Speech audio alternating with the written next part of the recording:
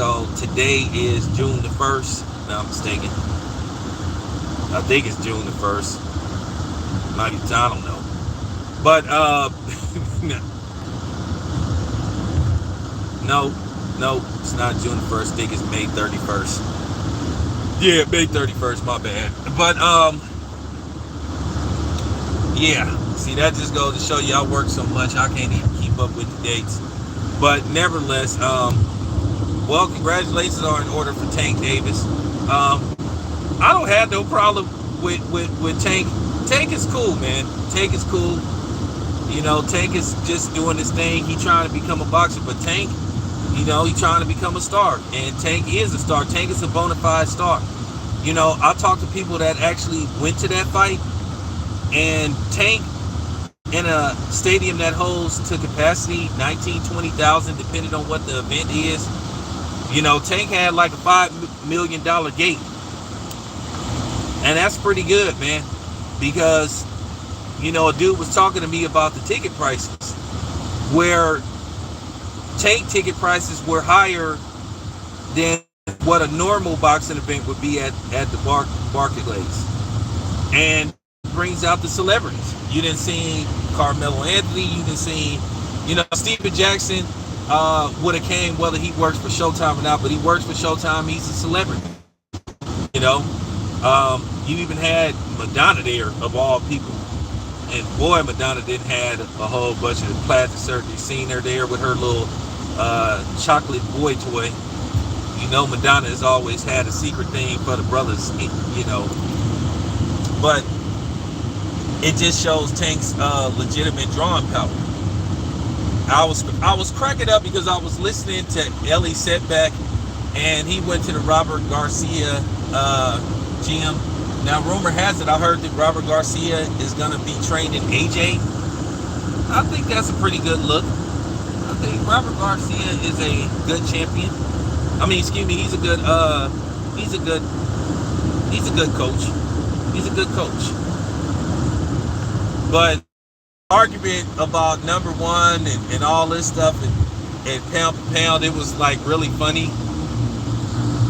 It was like hilarious. And we all know that Ellie Setback is real tight with he's real tight with Tank Davis. So Ellie has Tank ranked very high on this pound for pound list. He has him, I think, ranked higher than Crawford. At the end of the day, is his pound for pound list. I disagree. And then one of the dudes said he had Canelo still ranked number one. Now, obviously, this dude was Hispanic. And I'm just gonna keep telling y'all, you don't lose a fight and you still get to keep your status as number one pound for pound. And this is what you call a fake narrative being created to, you know, preserve Canelo and save his reputation based on one-sided drumming that he took via, you know, Bibble. But no, Canelo ain't number one at all. And if you sitting up saying Canelo is still number one after losing, then something is seriously wrong with you, and you're showing your obvious bias. Okay, I would have went in there. I don't care. I would have said in front of everybody. I would have lined them all up and said Canelo ain't number one. Like I said, I got Terrence Crawford number one until whenever he fights Errol Spence. If he loses to Spence, then Spence becomes number one. But Terrence Crawford is number one to me. That's just real talk. I'm not finna do the who is he fought and all that kind of stuff. Because like I said, we can do that with pretty much everybody. Because like I said, I broke down Canelo's opponents. And to be honest with you, if you look at Canelo's opponents, not very much to write about. Let's just keep it 100. And Canelo, like it or not, Canelo gonna have to go see David Benavidez.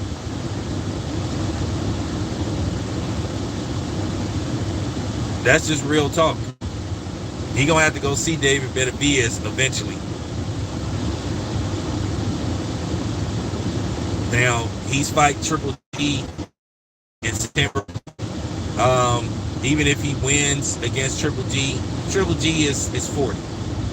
Okay, Triple G is 40. Not that I ever thought that Triple G was that good of a fighter. I thought he was one of the most overrated fighters that I'd ever saw.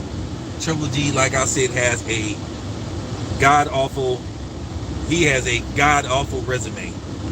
He really does. But nobody had no problem saying he was a pound-for-pound fighter.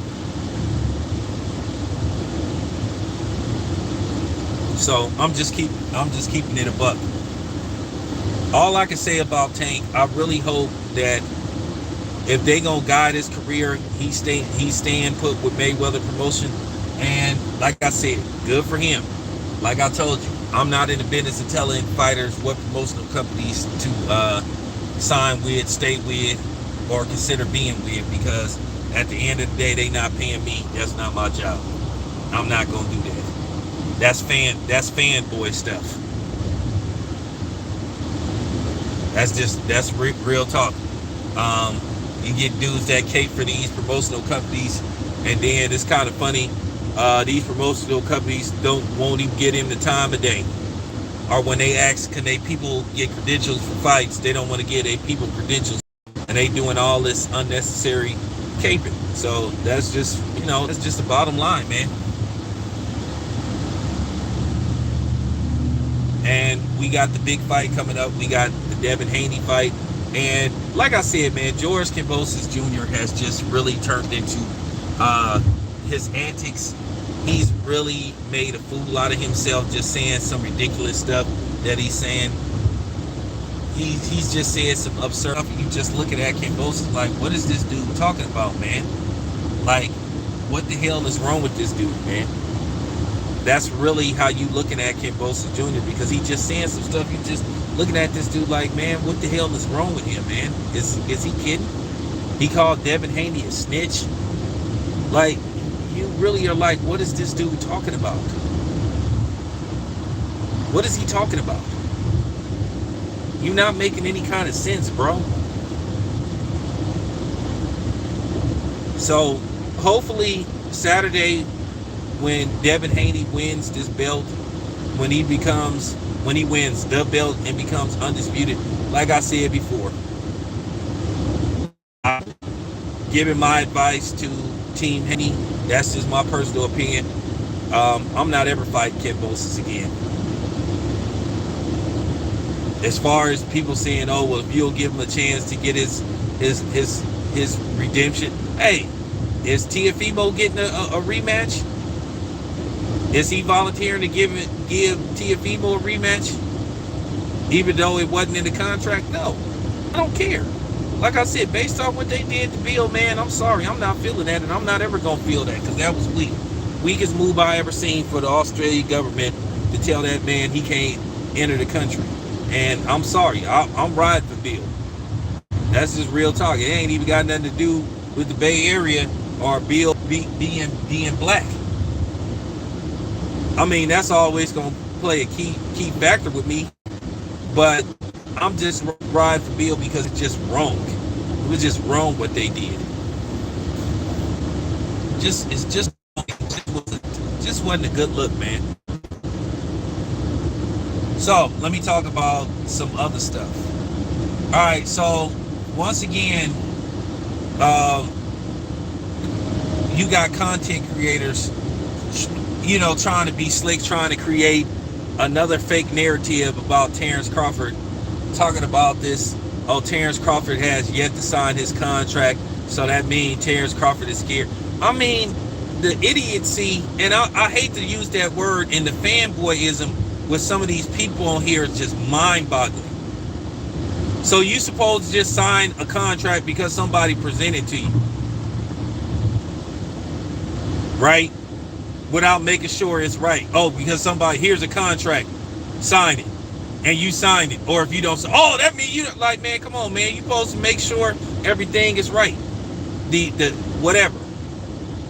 So that new narrative that people is trying to create, like, I'm already debunking that. You know how many rappers then got screwed not looking over a contract? That's how Famous Amos got screwed out of his cookie recipe, because he didn't read the contract right, the fine print right. You ain't supposed to just sign anything. And just because somebody presented to you saying sign it, and you don't sign it, that means you scared, man. Like I said, these dudes always trying to create fake narratives on here. Like, just stop it, man. Just stop it with this BS, man. Miss me with that BS, man.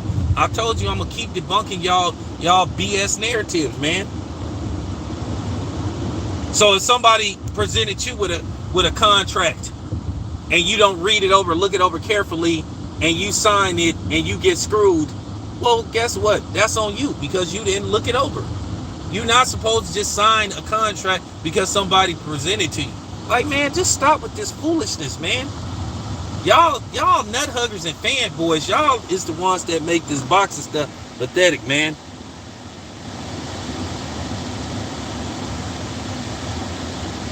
Just stop narratives, man.